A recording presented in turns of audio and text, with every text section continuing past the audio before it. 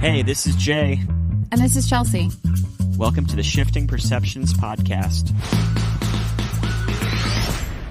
We are bringing you inspiration to live a more creative lifestyle because our favorite people are the ones that choose the path less traveled. Hello, everyone, and welcome to the 40th episode of the Shifting Perceptions podcast. This is Chelsea. This week we sat down with DuBoff. He is a growth strategist, outsourcing expert, and founder of Start Scaling Successfully.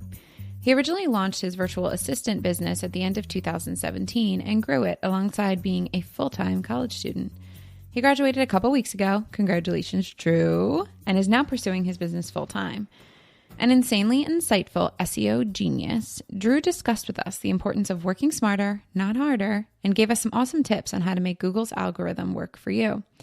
A fun and serendipitous fact about Drew is that his very first blogger clients were previous podcast guests Alex Nerney and Lauren McManus. Alex and Lauren run several insanely successful blogs, including Create and Go and Avocado, and earn 6 figures per month. If that's not a testament to Drew's work, we're not sure what is. I hope you love every second of this one. I hope you really learn a lot and pay attention to these tips. We really pulled some out of him. Let's jump in. Hey, what's up, you? Jay Alders here. So, 9 days from now, time of recording this, I'll be in Asbury Park, New Jersey, July 21st. Pretty much all day, so come by Convention Hall. I will be slinging some art prints and apparel, and I might even be doing some live painting if you want to come see what I do in person. So do check that out. We got this really great new review, a couple new reviews on iTunes. I wanted to give you guys a shout out. So this comes from Love with no E, Love Someone, and I got 5 stars from Love Someone. What's up, Love Someone? Oh, I get it. Love Someone. Nice. Very creative. Took me a second on that one. And this person says, as a working artist, I truly appreciate this podcast. They're having the conversations I want to hear. I binged as many episodes as I had time for today. After just finding them, I heard leading edge, informative, reviving, and inspiring conversations. They are hilarious, too. Well, thank you, Love Someone. So, this episode is for entrepreneurs or people that are thinking about a side hustle, making some money online, or opening a business. Got some good stuff in here. And if you're opening a business, you're probably, definitely going to need a website. And I'd like to give a little shout out to a new company that I partnered with, which is ShinyNewWebsites.com. If you need a website done in a week, yep, not kidding, 1 week for a flat rate, go to ShinyNewWebsites.com. If you haven't done so yet, please click subscribe on your podcast app and follow us on social media. You can check out my work, my artwork that is, on jalders.com. And you can find Chelsea's birth doula services on ommamasdoulas.com. Without further ado, I'm not sure what ado is, but without any further of it, let's get into this. Hey, Drew, thanks for coming on the show. We are excited to talk to you and kind of pick your brain with some wisdom. Thank you so much for having me. Yeah. So a lot of our audience are entrepreneurs, creative people that are doing a side hustle, thinking about doing one, and we wanted to have you on to kind of give some advice and some tips and some wisdom, because the area of struggling entrepreneurs and scaling a business is sort of your expertise. Would you say so? Yeah, well, I like to think so. You like to think so. All right, we'll stick to that narrative then for the conversation. So on that topic, so let's take this from the side of the person that is starting a business, the struggling entrepreneur that's just getting out of the gate. What would you say are some of the common repeating themes or problems or obstacles that keep coming up that you see from your clients? Because you do some coaching, you also do some freelance work, so you kind of see things from all different angles. Yeah, I think the biggest struggle that I see people have is that they expect almost instant success or results or some form of, confirmation that they're in the right field or they're doing the right thing. Yeah. And it just it doesn't happen like that. It's often to start seeing success, 6, 12, 18 months down the line, depending on, what you're in. Sometimes 10 So years.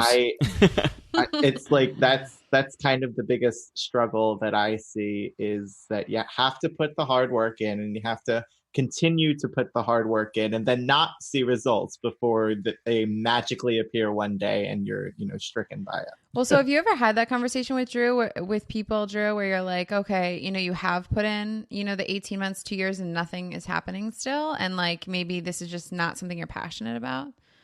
I did. I had a coaching client of mine who was putting in roughly like 50 to 60 hours per week on their blog. And I don't even put that much time in, I don't think.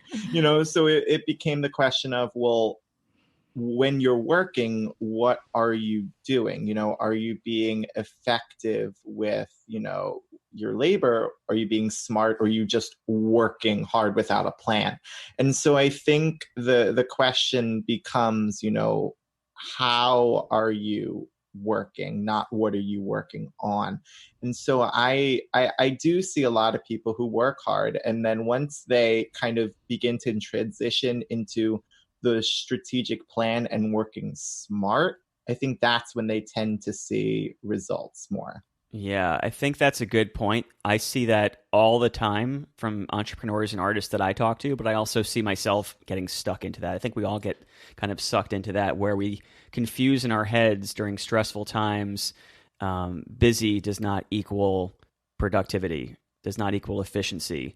I think I believe it's called Pareto's principle. The 80-20 rule is a good thing to point out now, that a lot of times we focus on the 20% that's not getting us the 80% of the results. And so what would you say to someone that is, in their mind, working very hard and not getting the results? What are some common things that people seem to overlook, or not? Maybe they don't have the correct mindset to get to that next level. I think it starts with beginning to analyze what you're doing. So, you may be working 50 to 60 hours per week and have no clue what you're doing for that 50 to 60 hours. And so I would recommend, notating or using a tracker like Toggle, for example, and really beginning to analyze, what are you spending time on? Is there a way that process can be streamlined? If you're spending a lot of time creating graphics, what about batching all of the graphics for 1 week at one time? And so then you can minimize the time that you're spending on each and every task, so that you can begin to work smarter instead of harder. I think batching, the first thing, is really the first step. If you can then afford to, outsourcing is something that I would recommend, and you can start inexpensively and work your way up. But as a business owner, once you start to see that beginning growth and those beginning results, that's really the time that you have to put your strategic thinking cap on and figure out how to grow your business effectively and efficiently. And that takes a lot of time with no tangible results, for 6 to 12 months down the line. So you really need to analyze what it is that you're doing. Yeah, that's interesting. I feel like there's also, like, I'm picturing a couple friends of mine that are kind of taking the jump right now into more of like the entrepreneur lifestyle. And I think that there are parts of that you think you jump into it knowing, like, you can almost see the end, but you have a lot of trouble organizing the steps along the way. So let's talk about like I feel like, what are the first steps that you walk through with people when you're like, let's analyze what you've been doing so far? So the first step is really figuring out like what role they play, within the business. And if you're a one-man show, then that tends to be everything. But really figuring out what their roles are, and kind of doing like a SWOT analysis, the strengths, weaknesses, opportunities, and threats. So kind of analyzing what it is that they do well, what it is that they don't do well, kind of what are their opportunities, what are their threats. And so that model tends to be very insightful to entrepreneurs and business owners. And then really after that, you begin, to develop a strategy for you to, focus in on, your strengths and your opportunities, and then handle the weaknesses and the threats, in the best way that you can. But you really do have to drill down on what it is that you do best. If you're great at Google SEO and you suck at social media, then don't spend time on social media, because it's probably not getting you results. Focus on what it is that you do best, and that's where you'll see your results, and you'll be so less frustrated with yourself. So that's kind of the general process that I like to follow. Yeah, I like that. Well, and then my other question is, I think the biggest thing Jay and I struggle with is like where the money goes. Like you only have so much money in the beginning to spend on who you're going to hire to help with which things. So how do you pick and choose? I think you shouldn't hire anyone or outsource anything until you are good at it and you're proficient at it. I see a lot of people jump the gun with outsourcing, and then they end up hiring someone who they don't know how to effectively manage. And to me, that's a major issue, because they could be wasting your money and your time and you'd have no clue. So I always recommend that you outsource something that you're good at, so that you can then manage it. So let's say that you enjoy, creating Pinterest pins, and you're great at it, but it takes up a lot of time. Okay, well, what a properly designed graphic should look like, how it should be delivered. Then you can go ahead and approach someone, to outsource that. And that person can follow all of your specifications. It makes the job easier for the freelancer. It makes the job easier for you to manage. So that's the process that I like to take. In terms of the budget, it's something that, you have to figure out for yourself what you can realistically spend. And that's something I'm going through on my own sites as I build out a couple of more ventures. You really have to look at, your bottom line and figuring out how much money you can realistically afford to take out without it being a detriment. And that's not the same number for everyone. I think what's interesting here is something you touched upon earlier, which I've been a lot more conscious of, is looking at time as like a precious resource. So we had on our really good friend Scott, who's written over 70 books. And one of the things that he said, which a couple of my other friends like listened to and they're like, whoa, he's nuts. He like has this app, which I've actually been using. It's like a time tracking app. And every time you engage in a different activity, you kind of log your hours or minutes on certain things.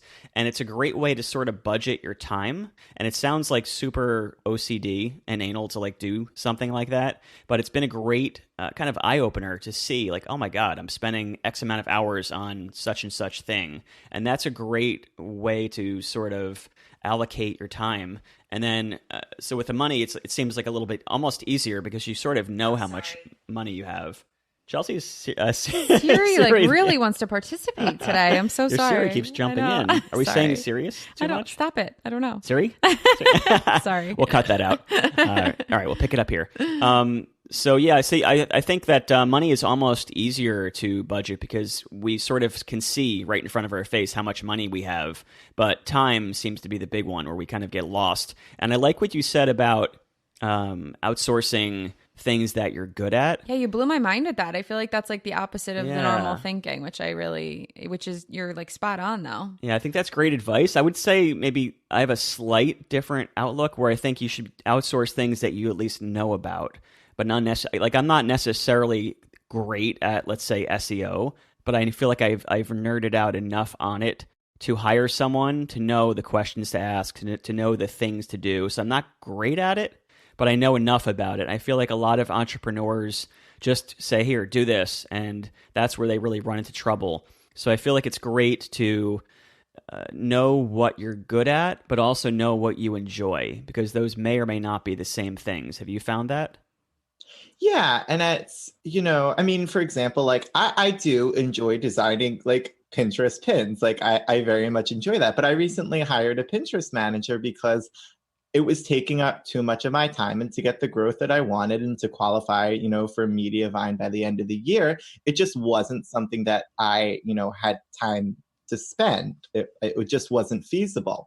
So for me, it was, yes, it was a sacrifice, but it was going to free up my time. And so I find that, while you might be good at, a task or okay at the task, what you're bad at, is the time that it takes. And so the weakness tends to be time. It's like the common denominator on all of the things, that you outsource. If you spend too much time, responding to emails, it doesn't mean that you don't like helping your customers.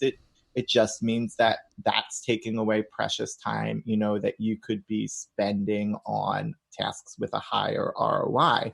So it's really something that you need to take an outward look and external perspective at your business to figure out, what's doing well, what isn't, and, what needs to get fixed. Yeah, that's interesting. So what about the other side of it for the people that are either freelancers or looking to jump into freelancing as a way to kind of get a side hustle? So you kind of have that also, where you have certain freelance activities that you could be hired out for, but then you also have coaching where you're kind of managing the freelancers. So can you talk maybe about how to get involved as a freelancer and how you can sort of stand out? Because as we've noted on this podcast before, there are so many opportunities for freelancers and freelancing, but there's so many damn flakes, so many people that just don't know what it means to actually do a good job or to actually work hard with authenticity. And so how do you stand out in the giant swamp of freelancers that there is out there? I think it starts with networking and really establishing a reputation, for yourself. I remember when I kind of first jumped into this online business thing, it was November 2017. And I didn't get my first freelance client until March of 2018. So talk about, waiting a few months to see results. That's a perfect example. And at that point, it was something that I was offered. I wasn't even actively pursuing it. But what I did was I was just in a lot of Facebook groups and just sharing whatever knowledge I had accumulated, regurgitating what the bloggers in those groups were saying, what their ideologies were. And so that really kind of conveyed that I was a good listener. And I think that's something that a lot of people hire for. Like there are a lot of people who can adequately perform the tasks. There aren't a lot of people that are good to work with and that you don't really have to manage intensely. And so those are the kinds of people that tend to do well, is those that, are putting in the work, those that are achievers, that, are motivated to succeed, being able to communicate, being able to listen. Those are all, traits that I think are more important than the actual job itself. Yeah, those are good points. I feel like there was someone gave a graduation speech. I wish I could remember who it was. I'll try to look it up for the show notes. But he had talked about 3 rules for freelancing success, and it was something along the lines of if you could do 2 of these 3 things, you'll succeed. It was like do a great job, be great at what you do, be easy to work with, and meet your deadlines.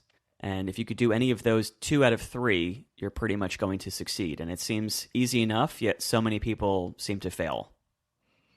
Yeah, it tends to be accurate. I find that people are a little more flexible with deadlines if you compensate in other areas. Mm-hmm.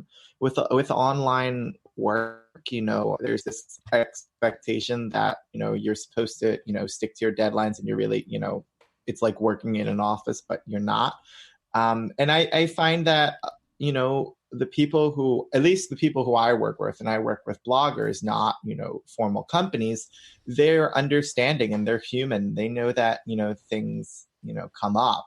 And so like May was a very crazy month for me. And so my clients were very understanding of that. And, there were delays, and that's okay. No one got upset at me.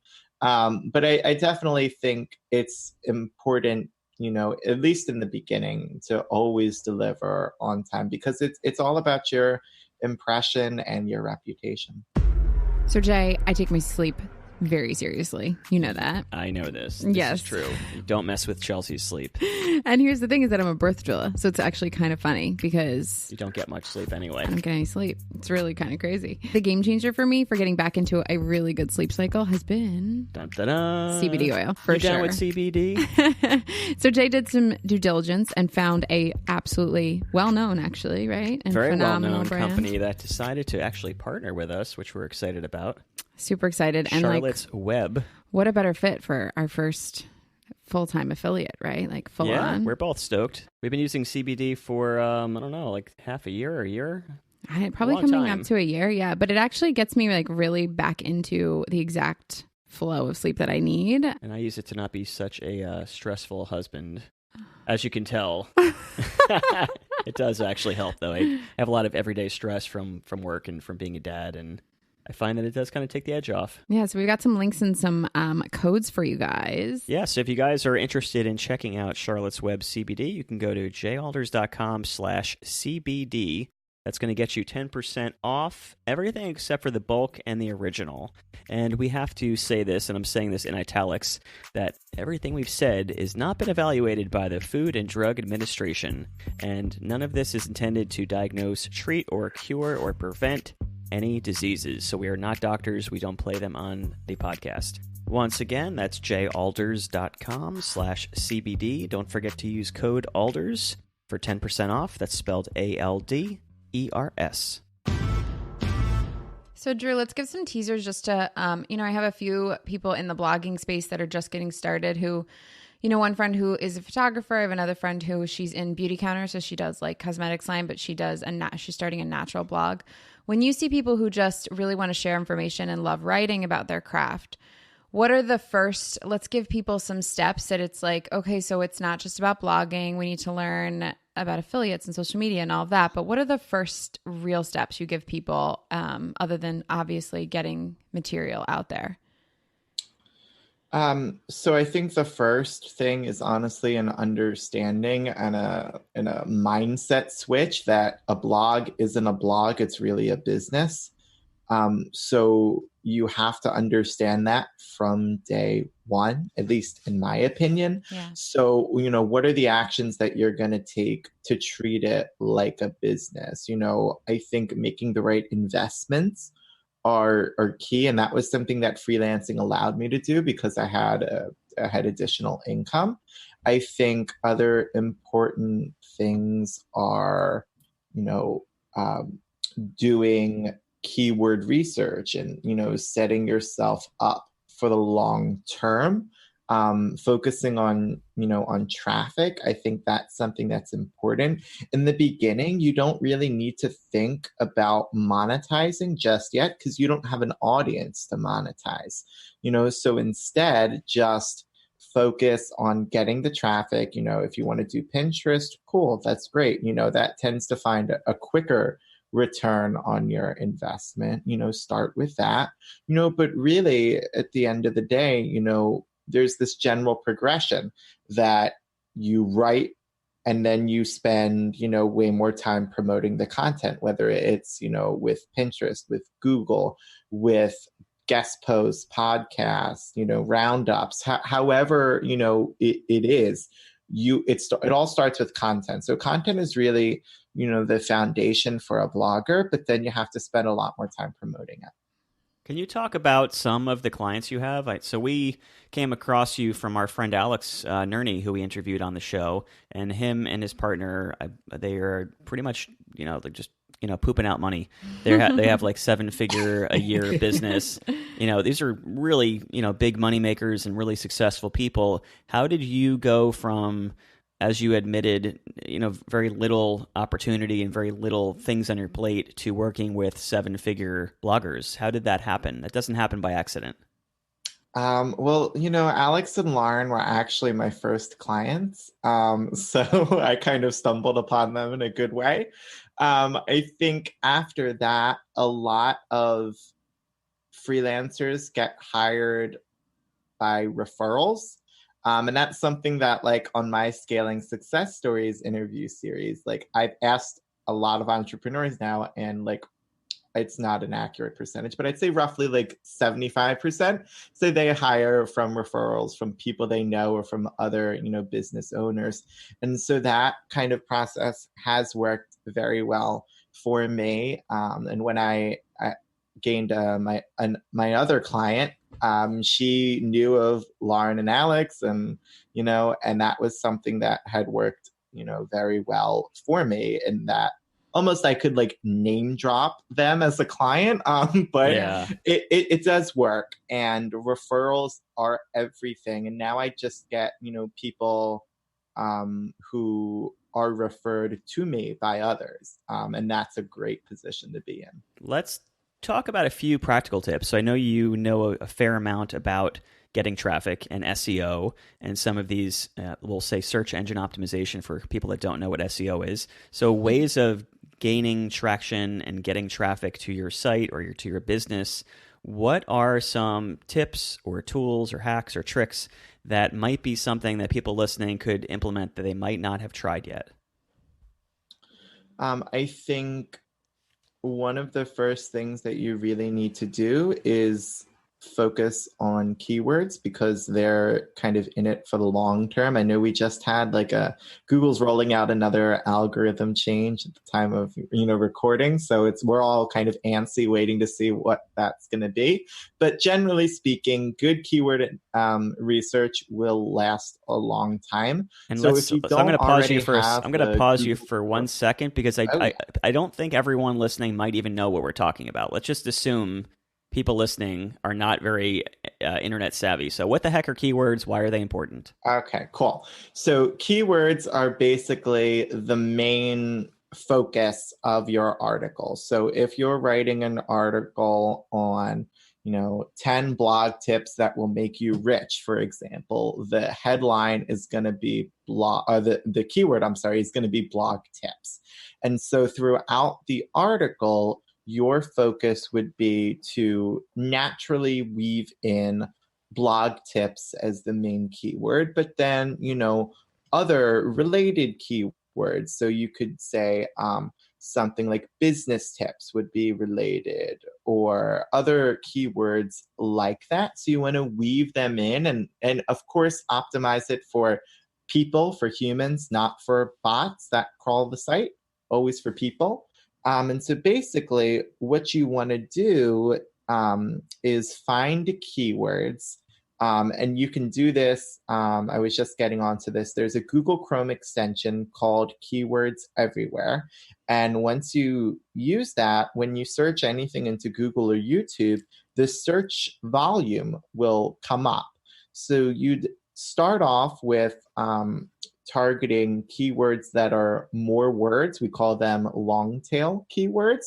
So instead of blog tips, it could be blog tips for beginning bloggers, right? So that's a longer tail keyword.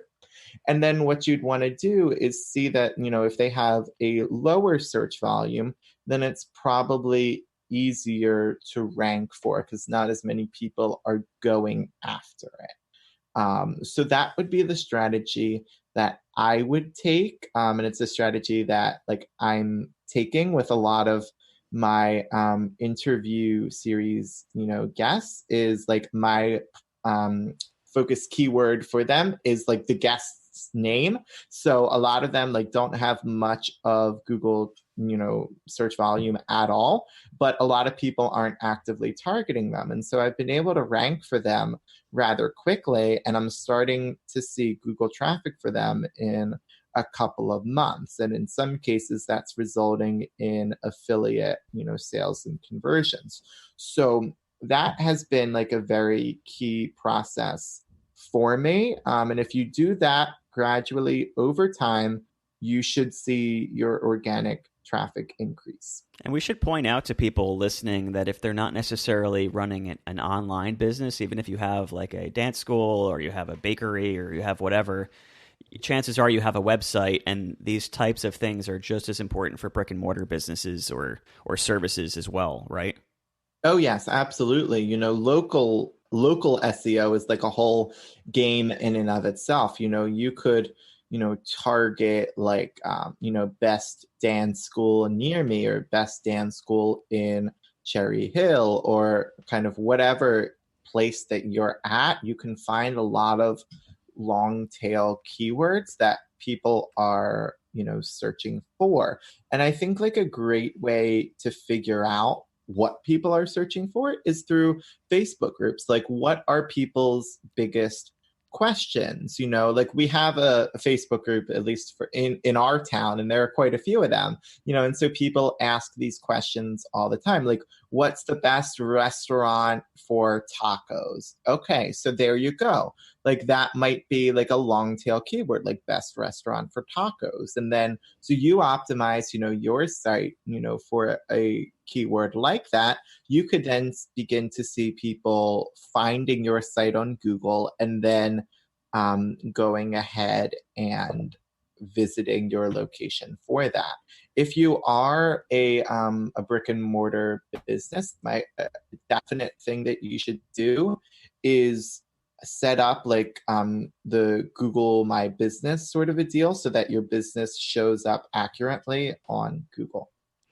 So I have a question with all of that stuff. So I feel like sometimes, because Jay likes to stay like in the know on all of these new apps, techniques, all this stuff. As you're saying the keyword thing, should I do he's my like, nerd laugh now? Yeah, seriously. Well, as you're saying the keyword thing, he's like, I told you to add that to your Chrome. I'm like, okay, well, here's the problem is that I feel like I'm drowning in it. Like, it's too many things. So like, do you have people that are like that? Is just like, it's something new every month. It's too much. And so do you just get them streamlined on like, here's one or two ways to do it, and let's wait with those and implement them? Or is it just like, try it all, see what works?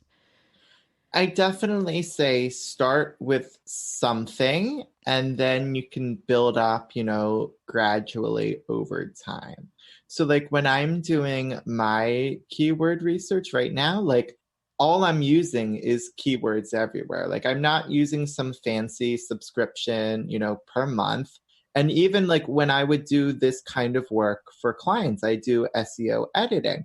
And so I would be given like a keyword, and then I'd basically just start going into Google and searching like phrases that were similar. And so I'd begin recording like their search volume through that extension. So that in and of itself, like, I've seen articles improve their ranking. So I think that's something that, is free. It's definitely, there's a low barrier to entry. The only thing I would say, that you should focus in on is the search volume. You don't need to worry about the rest. And that would really be my recommendation. Start with that. When you feel more comfortable and you've written some posts that way, then you can begin to add on like a more premium tool. And there's an SEO course that I recommend. And in that course, like, they use this program called Ahrefs, and you're taken through a $7 7-day trial to get like thousands of keywords. Okay. And that tends to work very well, but it works better when you already have your site established and can, figure out competitors more easily. Okay. So I have a question for, we have a lot of like artists and photographers that listen. So what if you are not heavy on the word content, but you're just wanting to put material out there, like photos and images and art? Is it necessary to have like a wordy blog for SEO, or are there ways to make that work? It's one of those things where my favorite like trick is to just Google what you want to rank for and see what Google's already ranking. Okay. It sounds rather simple, but it's kind of true. You should seek to create a better version of what's there, so what you're targeting might not be this elongated, 2,500 word post. It might be like 600 words. Okay. So that would be my recommendation. Now, the one thing that you should be doing as well for images, if you are like an image heavy site, is editing the title and the alt text of the image because that's what Google reads. It doesn't actually read the image itself. So you kind of have to assist it in that process. Yeah.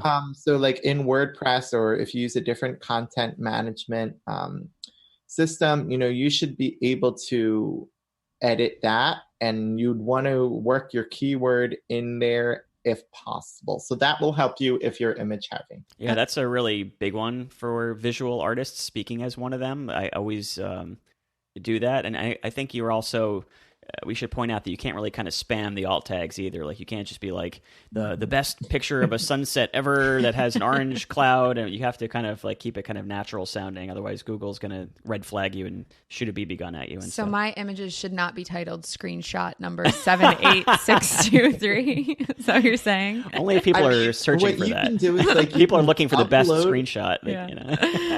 You can upload the image with that title, but then you can go in and change like the title. I need to do that. So that's something that you can do as well. For the record, I do birth. I don't do photos. Yeah. So this is new you have birth photos though. I know. I need to get on this. So let's before we wrap up, I want to talk to you about the freelancer thing again. So, going on some freelancer sites like Upwork or Freelancer, or there's a million of them. You can, and I literally have spent months of my life diving through there.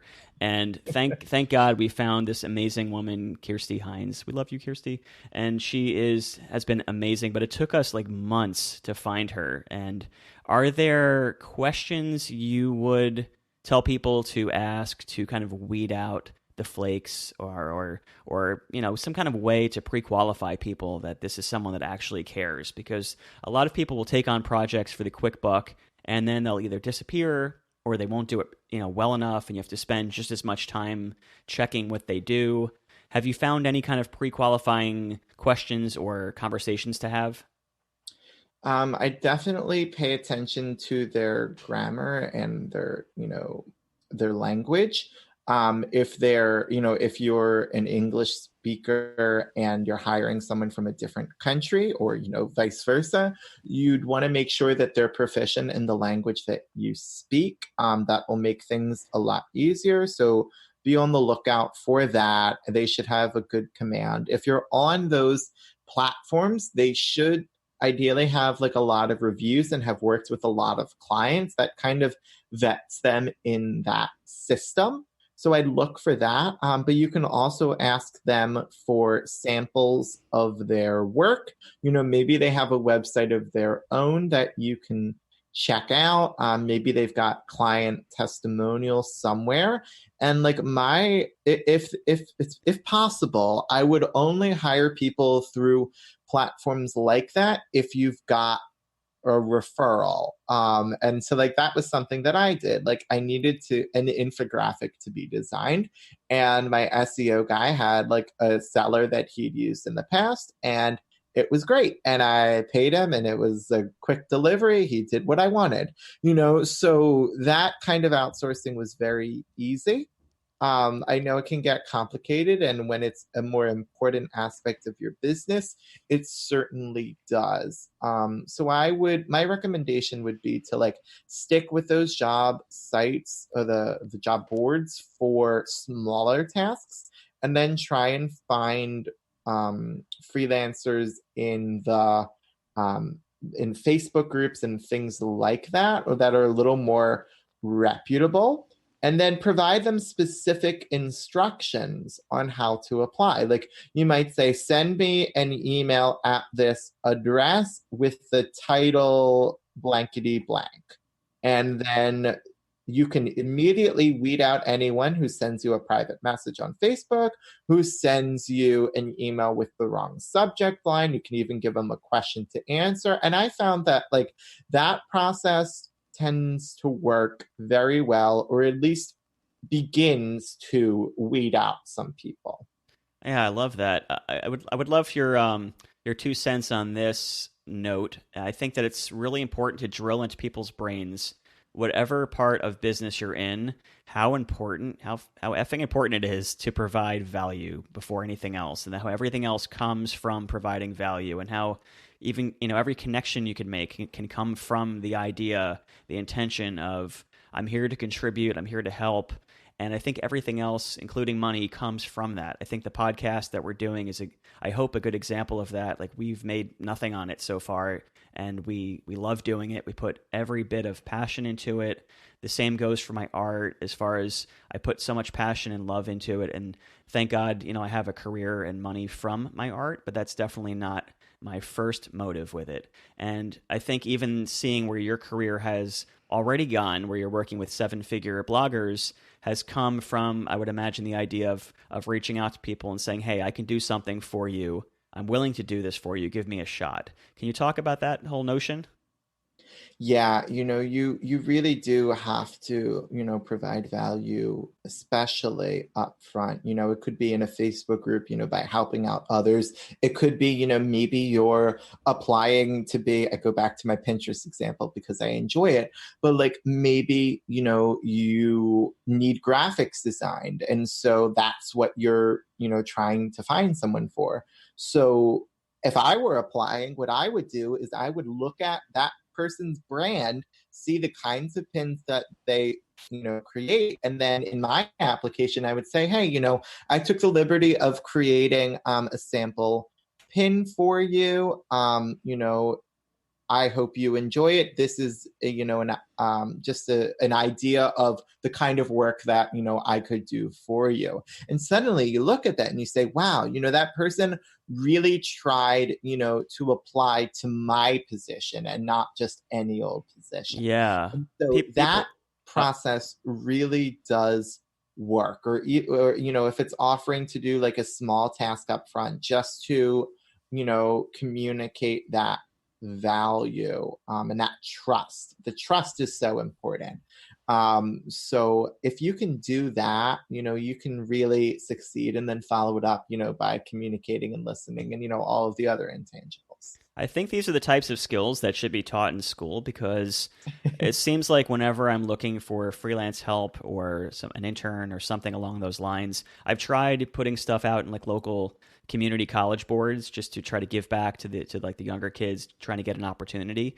And the overwhelming percentage of emails that I get where it's just like, dear sir or madam, see resume attached with their name. And I'm like, really? Like, there's zero personality in it. There's like zero effort whatsoever. It's a shame that I'm sure a lot of these people are very talented or have potential, but the fact that they have no idea how to put value and contribution and authenticity in front of just give me this job because I deserve it, it's shocking, really.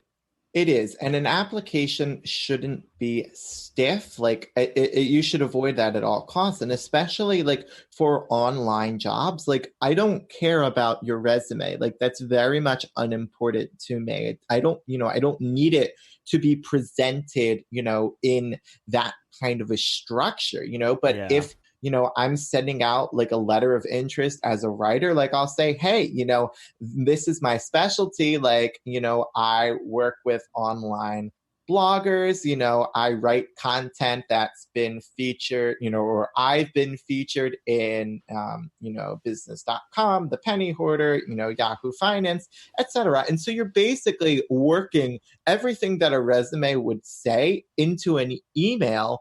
And it, is just so much more natural, and people don't have time to look at a resume, so they don't want to, you really just want to have personality in the email, but also advocate for yourself, and I feel like people don't do that enough. Like, yes, like you are, worth it, you are worth the cost that you set out to charge. And if that client isn't the right fit for you because they don't see that and they don't understand that value, then you got to, figure out who the right client is and begin to target them.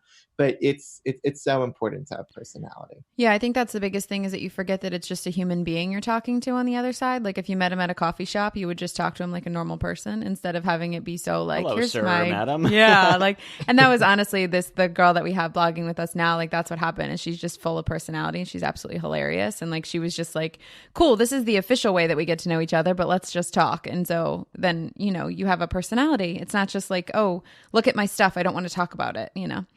But anyway, Drew, this was absolutely phenomenal. We want to have a very beefy blog with this to kind of add all the information on how people can reach you and all of that stuff. So I think we have all that from you. So we'll get that up there. Yeah, Drew, thank you. This was really great. Well, thank you so much for having me. I appreciate it. Can we talk about the fact that he just graduated college? I didn't put that together talking to him at the time. It's funny. I don't remember that. Yeah. Oh, yeah. You did mention that. You might have been a late graduator. I know. You like that for a collegiate word? Yes. Those late graduators. Graduator. Can't imagine why they'd be late. One who graduates. graduators. I'm a graduator. Yeah, you are a graduator. You too. Yeah, I'm a graduator. Yeah. Let's see what I'm using from that. A communications degree. Well, I'm on a podcast, so. Yeah, true. I'm an artist and I'm talking on a microphone. Makes sense. There we go. For sure. Go college. Yeah. So scaling businesses sucks.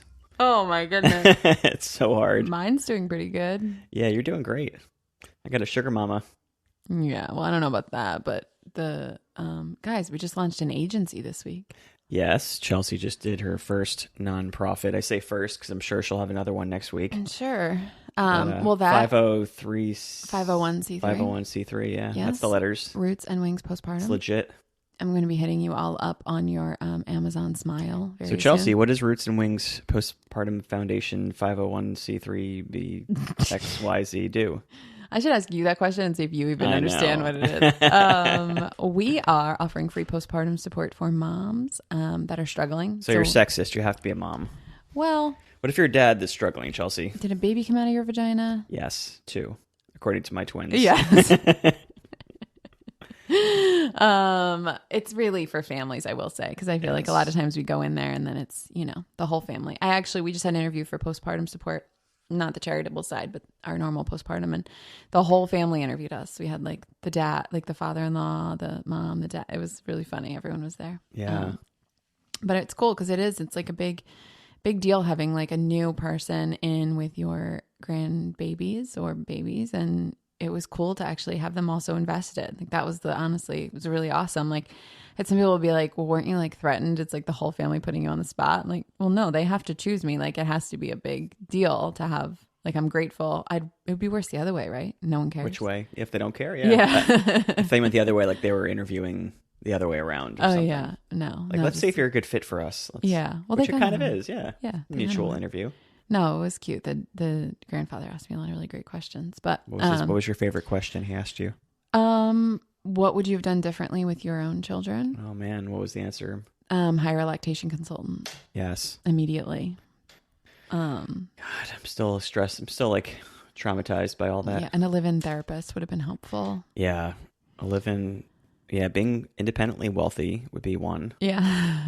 Because working is impossible. It still feels impossible. Yeah. And only getting harder these days for some reason. I guess because we're working more. Yeah, our friends keep telling us, I don't know how you guys do it. You're like, work so hard. And I'm like, I don't know how we even survive day to day. With the twins. It's crazy. And when we look back, I mean, there was days when we're like, we worked 20 minutes today. And I mean, we're suffering for it now, to be totally honest. Like that's why we're working so hard to come back, because we let everything, shit the bed for 2 years. But at least. Yeah. Maybe 4. Yeah. And then we just felt sorry for ourselves for an additional year. So we were super lenient on like working hard. Yeah. I mean, I was doula-ing, but like. Doula-ing, graduator. Yeah. We're making up all kinds of great words. Yep. We should talk about Drew a little bit. Oh yeah, we should. I guess we just needed to vent. That's okay. We're still in our pajamas on a summer morning. Well, you're kind of dressed. I'm in my pajamas. No, I'm in my pajamas. You can go to the gym like that. No. I should put a bra on if I'm doing that. No, definitely shouldn't. Look more perky that way. Oh, great. Okay. Let's calm down. We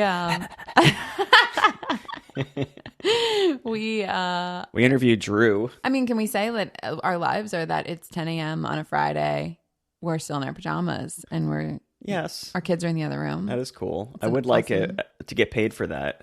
Sure. Yeah. Which is kind of related to like this particular episode. Yeah. Well, that's like Drew's whole gig is like, how can we get that passive income and explode? It's really all web-based. It's web-based businesses. So Well, yeah, you could apply the principles to a brick and mortar, though. We had a whole reality, brick and mortar talk. That's right. We did, yeah. I forgot about that. Yes. Just leveraging is very important. A lot of entrepreneurs, ourselves included, to feel like we could do it better than everyone else. Yeah. Or we should be doing it. And him talking about how he sees no growth until you make that jump is important. The hard thing is when especially until you're getting somewhere with it, like to afford it, even if you go with a virtual assistant, it is very expensive. So it is very important. Month by month, you're like, did I earn this virtual assistant? I know. Yeah. It's like hard You do have to bootstrap unless you have enough dough to hire someone. So that's important also. It was interesting. I remember you had that reaction when he said you should hire people that for things that you're good at. You took that one. Right. That was shocking to me. Yeah. You were like, afterwards, you were like, that was a good piece of advice. Yeah. I mean, it really was, because I feel like when it really comes down to it, the hardest thing for me to give up, like I would love to give up interviews and meetings and all that stuff, but really I'd love to give up marketing and being a web developer. Yeah. But it's really replicating yourself with the things you've already mastered. So like when we're doing a training this week for birth doulas, and I need them to do a lot of things the way I do them. And that's the only way I can train people properly to work for me, is because I've already mastered a craft. So they need to show up in pajamas with no bra. Yes, for sure. Every Friday morning at 10 a.m. All right. I'll make sure I'm there. Okay. Boing. Yeah. Okay. Calm down. Hey. We really did love talking to him. I actually went into this one tired. I remember I was like, oh, okay, another marketing. Didn't we do this? We did this one downstairs. Why was that? I don't know. Oh, the bathroom was under construction. Oh, yes. Her bathroom. Well, we were like, okay, another marketing, I'm going to make you rich quick person. And he wasn't like that at all. It was really a great conversation. He was very wise in the sense of like. And he has great eyebrows. He's very proud of his eyebrows. Oh yeah, I get his newsletter, and his like opening eyebrows. Sequence has certain certain things referencing his perfect eyebrows. Oh, true. I didn't even notice. So you should make sure you guys check them out. Okay. Maybe he has some tips or a blog on it. I mean, I'm into it. Teach me. They're very chiseled. Okay. Yeah. I'm blonde. It's so hard. Okay. It's so hard to have chiseled eyebrows. Yeah. You could dye them black or something. Sure, then they would be very chiseled. You get them like tattooed on. A lot of older ladies are doing that nowadays. Yes. Okay. This is starting to get weird. Could have like the no bra and like painted on tattooed eyebrow look. This is always a really good therapy session for us on Friday mornings. It is, but I'm not nearly as unfiltered as I would be if it was therapy. True. But it probably wouldn't be as and welcoming. Ladies and gentlemen, this is him this is him not unfiltered, just so you know. What did I say? Yeah. Some nipple references. Yeah. Yeah. All right, guys. Have a wonderful weekend. I hope you I'm a like graduator. This one. I'm a graduator too. I hope you enjoy every second. And you know what? Like, this kicks off a great weekend. You're going to be super hyper motivated to kick some ass on Monday. Kick ass. Call Drew. Peace. Thanks, guys. We hope you loved that episode. If you did love it and could give us some love on iTunes, that would be amazing. You can leave a review and we will give you a shout out at some point on this podcast. Also, if you guys can follow us on social media, we would love to hear from you. We are on pretty much every social media platform at Shifting Perceptions Podcast, which is the same as our website, shiftingperceptionspodcast.com. We look and reply to all comments, so please share with your friends, tag us. We appreciate all the love. And don't forget that all of our guests also see all these comments, so I'm sure if you want to just have a space you can reach out, these are the places to do it. We also want to give some love to our amazing photographer that has done all of our photos so far, Kevin Rigby. His website is wavelightstudio.llc.com. And also our really good friend John Harvey, who did the music for our podcast. You can find him at Instagram at Harvey Wallbanger. So that's our little rolling credits. We will be back next week.